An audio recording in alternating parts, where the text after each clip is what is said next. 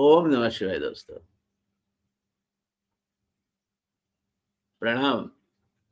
हर महादेव।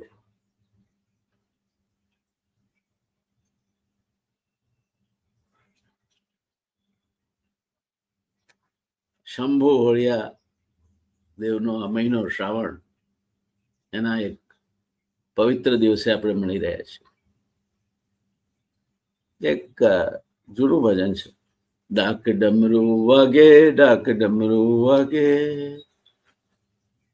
નાચે સદા શિવ આદ્ય ગુરુ, નાચે સદા શિવ આદ્ય ગુરુ, ડાક ડમરું વાગે, ડાક ડમરું વાગે, નાચે સદા શિવ आद्य गुरु, नाचे सदा शिव आद्य गुरु, तेरा मेरा वो रखवाला, तेरा मेरा वो रखवाला, वो है सबका पालनहारा, वो है हाथ में डमरू वाला, जिसके गले में मुंड की माला, कोई और नहीं, कोई और नहीं, बोला नाथ देने वाला, बोला नाथ देने वाला, बोला नाथ देने वाला, शंकर शंभु देने वाला, मेरा शिव है देने वाला, वो तो दुनिया का रखवाला, तेरा मेरा वो सकवाला, त्रिभुवन का वो पालनहारा,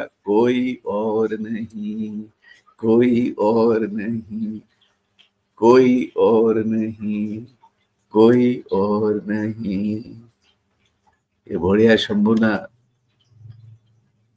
ભવ્ય મહિમાગાન અને ઉપાસના કરવાનો મહિનો શ્રાવણ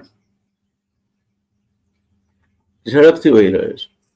એક વસ્તુ જોયો દોસ્તો, સુખ છે ને એ આમ આંખની પલક મારીને તમે ખોલો એટલી વારમાં વહી જતું હોય છે. દુઃખ કપાતા વાર લાગે છે. એમ પુણ્યના પ્રસંગો છે ને એ ઝડપથી આવીને પસાર થઈ જાય. પણ ક્યાંક તીનપત્તી રમવા બેઠા એ તો, ક્યાંક નાચગાનના જલસામાં જોડાયા એ તો, ક્યાંક કોઈ પાર્ટી કરવા ગયા એ તો એ સમય થંભી જાય ને સરવાળે તમારો નિકંદન નીકળી જાય એટલો સમય તમારી પાસે લઈ લે. ત્યારે આજે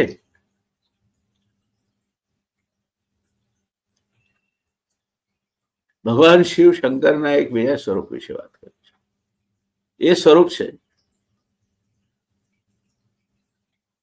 એ નટરાજનું છે. અને નટરાજની વાત કરીએ એની સાથે જ આપણને યાદ આવે ભયાનક ત્રણેય લોકને નાશ કરવાની ક્ષમતા ધરાવતું તાંડવ નૃત્ય. પ્રશ્ન છે, આ ભગવાન નટરાજ એટલે કોણ? દોસ્તો, ભારતીય નૃત્ય શાસ્ત્ર અને નૃત્ય કળા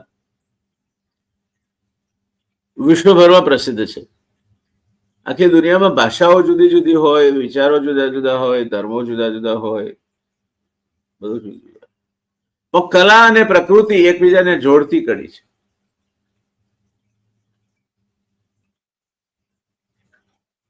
કલા અને પ્રકૃતિ એકબીજાને જોડતી કરી છે.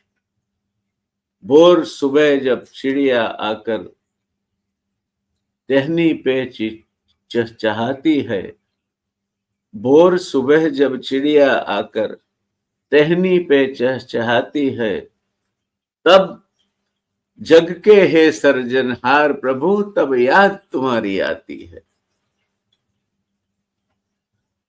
आ चकलीनो चीची, મોરનો ટવકો, કાબરનો કલબલાટ અને કાગડાનું કાવ કાવ એ જ કરાવી શકે. કોઈ કૃત્રિમ વિજ્ઞાનથી આ શક્ય નથી. ત્યારે નૃત્ય એ પણ ઈશ્વરની આરાધનાનો એક અગત્યનો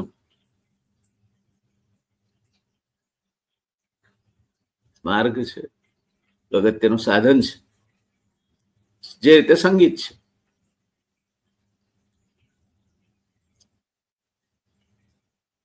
અને જે પ્રકારના ભગવાન એ પ્રકારનું સંગીત ત્યાં વાગતો હોય છે. શિવના મંદિરમાં શંખ વાગે, ડંકા વાગે, ઝાલર વાગે, ઘંટ વાગે, અને હવેલીમાં વિવિધ વાદ્યોથી જુદા જુદા રસ અને રાગને વ્યક્ત કરતું છે હવેલી સંગીત. શિવ અને વિષ્ણુ વચ્ચેનો આ ફરક છે. શાસ્ત્રીય નૃત્યની વાત કરીએ ત્યારે દેવાધિદેવ મહાદેવનું નૃત્ય કરતું નટરાજ સ્વરૂપ અચૂક યાદ આવે. કોઈના આરંગેત્રલમાં ગયા હશો તો અચૂક તમે આ સ્વરૂપ જોયું હશે. એની આરાધના થાય છે, પૂજા થાય છે, એના સમક્ષ નૃત્ય થાય છે. અને આરંગેત્રલ એટલે ગ્રેજ્યુએશન એક્ઝામિનેશન. તમે નૃત્યનો અભ્યાસ કર્યો, કોઈ એક નૃત્યમાં નિપુણતા પ્રાપ્ત કરી, પછી ભરતનાટ્યમ હોય, કુચીપુડી હોય, તો એ અભ્યાસ આરંગેત્રલ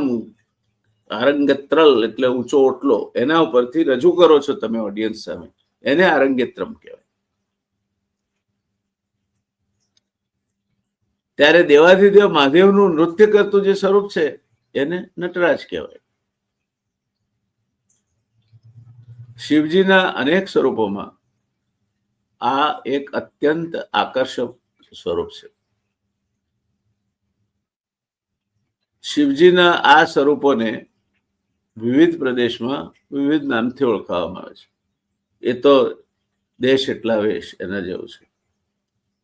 તો હવે આપણે વિજ્ઞાનની દુનિયામાં આવી ગયા એટલે દુનિયા આપણા દિવાનખાનામાં આવી ગઈ છે.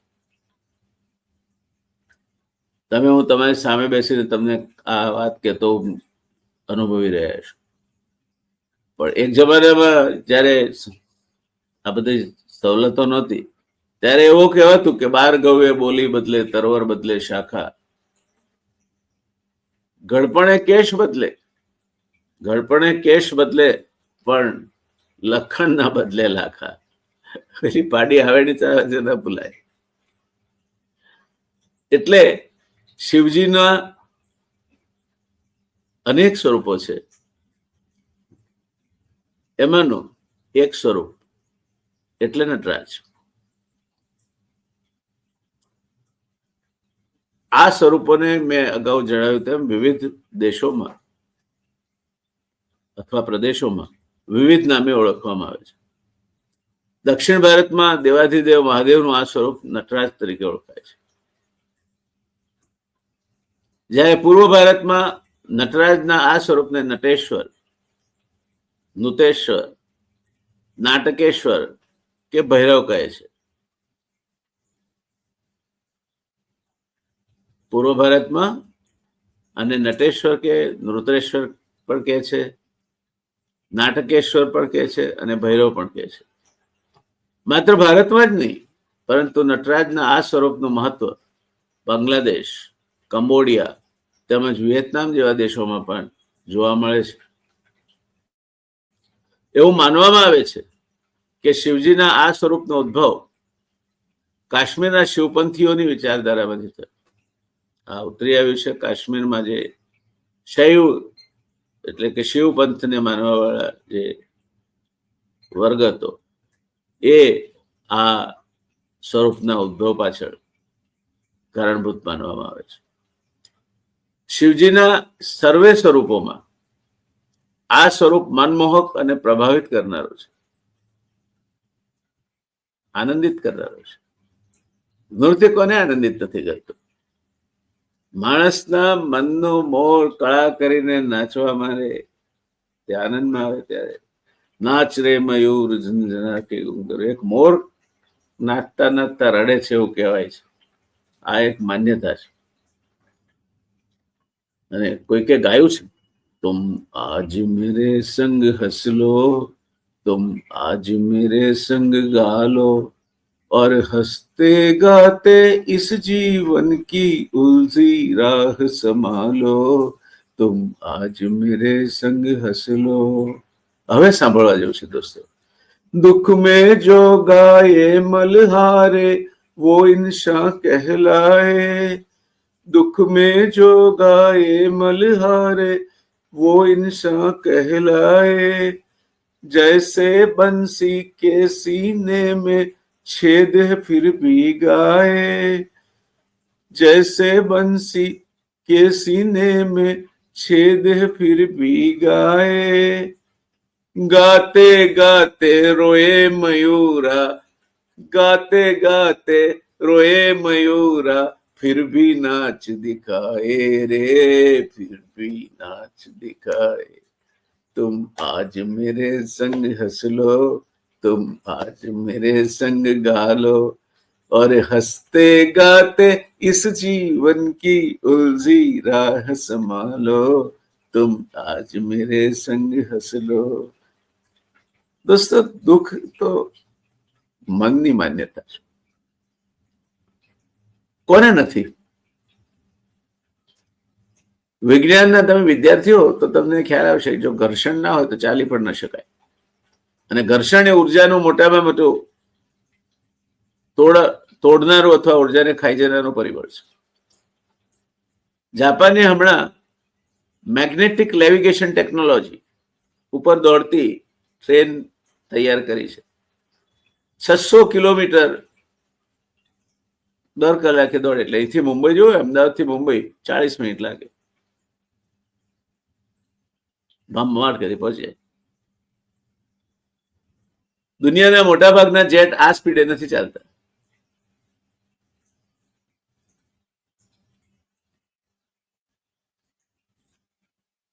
ત્યારે શિવ મહિમાનો આ સમય ભૂલી જાઓ, બધું હશે. આધિ વ્યાધિ ઉપાધિ ના ત્રિવિધ તાપ સૌને પીડે છે, એમાંથી ઈશ્વરને મુક્તિ નથી તો મને ને તમને ક્યાંથી મુક્તિ મળે?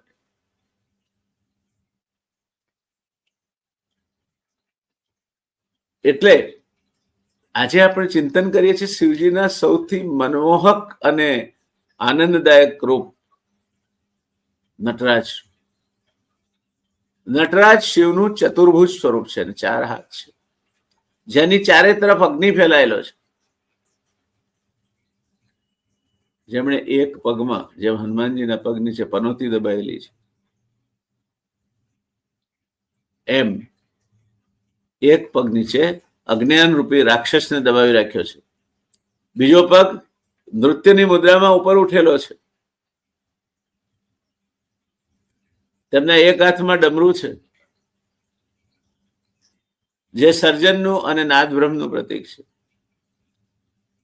બીજા હાથમાં અગ્નિ છે, જે વિનાશ અને વિસર્જનનું પ્રતીક છે. અગ્નિને સર્વભક્ષી કહ્યો છે. તમે જે કંઈ અગ્નિને હવાલે કરો એનો ભક્ષ થઈ જાય, રાખ સિવાય કંઈ ના બચે. આમ નટરાજના બંને હાથ સર્જન અને વિસર્જનના પ્રતીક છે. ચારે તરફથી અગ્નિ બ્રહ્માંડ તેમજ શરીર પર સાપ કુંડલીની શક્તિનું પ્રતીક છે. આપણામાં કુંડલીની શક્તિ છે. કહેવાય છે કે કુંડલીની જાગૃત થાય એટલે માણસ જ્ઞાનની ચરમસીમાએ પહોંચે છે. શરીર પરના જે સાપ છે નટરાજના, તે કુંડલીની શક્તિનું પ્રતીક છે. તેમની સંપૂર્ણ આકૃતિ ઓમકાર સ્વરૂપ છે. પાછો પૂર્ણ બ્રહ્મ પરમેશ્વર, ઓમ હરિ ઓમ, ઓમ નમઃ શિવાય, ઓમ. ઓમકાર જીવનનો ભાગ છે, પ્રણવ મંત્રનો ભાગ છે, નિરાકાર છે. ભગવાન નટરાજના મુખ્ય 2 હાથ ગજહસ્ત સ્થિતિમાં અને કટકહસ્ત. 2 હાથ ગજહસ્ત સ્થિતિમાં છે, પછી કટકહસ્ત, અને ચોથો અભયહસ્ત તરીકે દ્રશ્યમાન થાય છે. મહાદેવના આ સ્વરૂપમાં એક પગને બીજા પગ પર ત્રાસી મુદ્રામાં દર્શાવવામાં આવે છે. શિવનું આ સ્વરૂપ છે, એને ત્રાસી મુદ્રામાં દર્શાવવામાં આવે છે, કારણ કે નૃત્ય સ્થિર થઈને કરી શકાતું નથી. તો દોસ્તો, ભગવાન નટરાજના આ રૂપને આપણે સમર્પિત થઈએ. નિજાનંદને સમર્પિત થઈએ. મન હી દેવતા મન હી ઈશ્વર મન સે બડા ન કો. મન એ જ સુખ અને દુઃખનું કારક છે અને એ મનને શિવ એટલે કે કલ્યાણમાં પરોવીએ. ભગવાન ભોળિયાનાથને યાદ કરીએ, સ્મરીએ. આ શ્રાવણના પવિત્ર મહિનાનો એક વધુ દિવસ એ રીતે શિવ સમર્પણ વસ્તુ શુભસ્તુ તે બંધાન. શંભો હર શંભો હર શંભો હર. ઓમ નમઃ શિવાય, ઓમ નમઃ શિવાય, ઓમ નમઃ શિવાય. નમઃ પાર્વતી પતયે હર હર મહાદેવ.